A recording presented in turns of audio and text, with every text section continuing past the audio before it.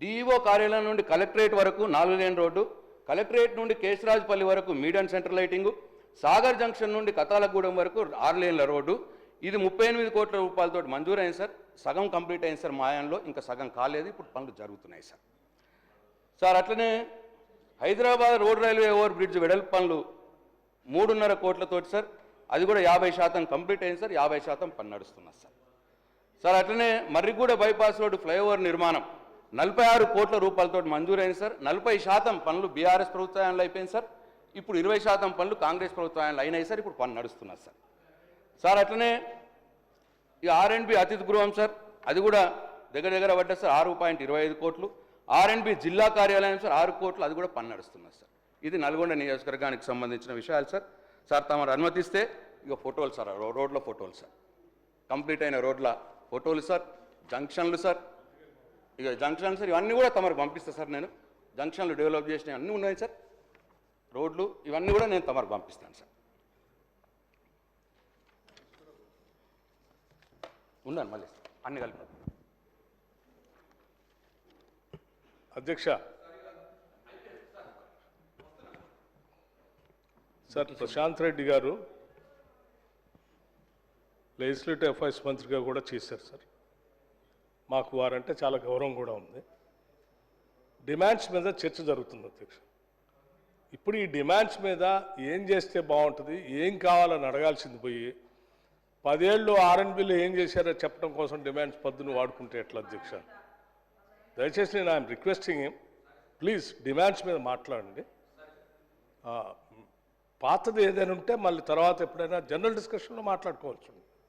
Thank you sir. అప్పుడు బట్టి గారు అప్పుడు సభలో లేరు సార్. మొన్న ప్రశ్నోత్తరాల సమయంలో ఇట్లనే వస్తే స్పీకర్ గారు ఏమన్నారంటే పద్దులప్పుడు చెప్పండి అని మా మాట చెప్పారు సార్. దానికోసమే వారిని నేను టైం అడిగినా సార్. వారి టైం ఇచ్చినా అయిపోయింది సార్, కంక్లూడ్ చేస్తున్నాం. ఇక పెద్ద ఏం లేదు సార్. ఇప్పుడు సార్ బడ్జెట్ అప్పుడు సార్ దేవరకొండ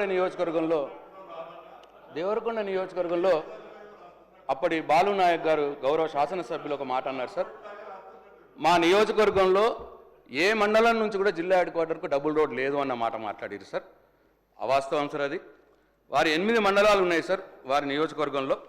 ఆ 8 మండలాల్లో 2 మండలాలేమో నేషనల్ హైవే మీదనే ఉన్నాయి సార్. మిగతా 6 మండలాలకు మా 10 ఏళ్ల బీఆర్ఎస్ ప్రభుత్వ హయాంలో డబుల్ రోడ్లు చేసినాం సార్. సార్ ఇగో ఇది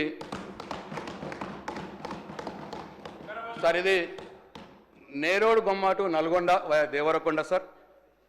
అట్లనే Dindi to Nalgonda via Devarakonda sir, ఈ రోడ్డు సార్ డబుల్ రోడ్డు. అట్లనే గుడిపల్లి టు నల్గొండ, ఇది కూడా డబుల్ రోడ్ సార్.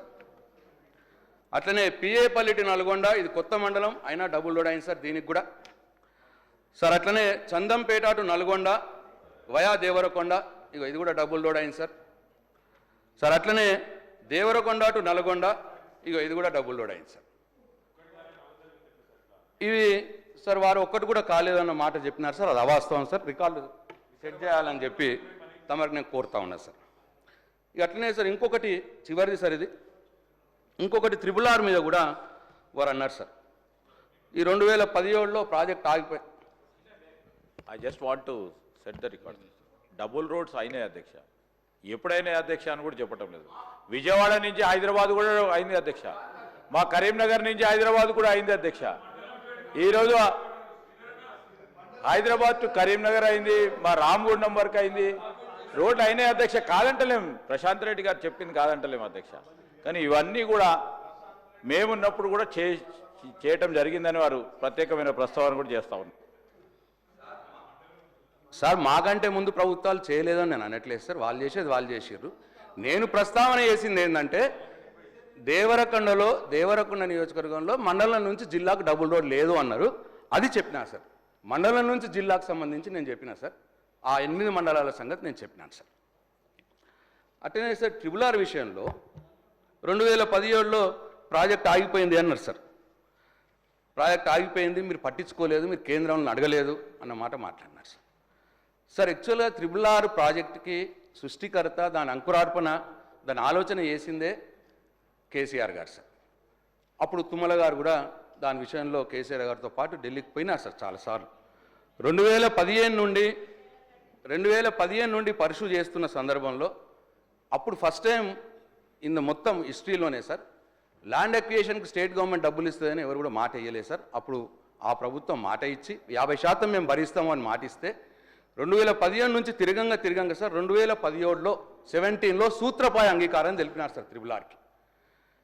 2017లో సూత్రపాయ అంగీకారం తెలిపి నార్త్ త్రిబుల్-ఆర్కి సార్ ఉత్తర భాగాన్ని.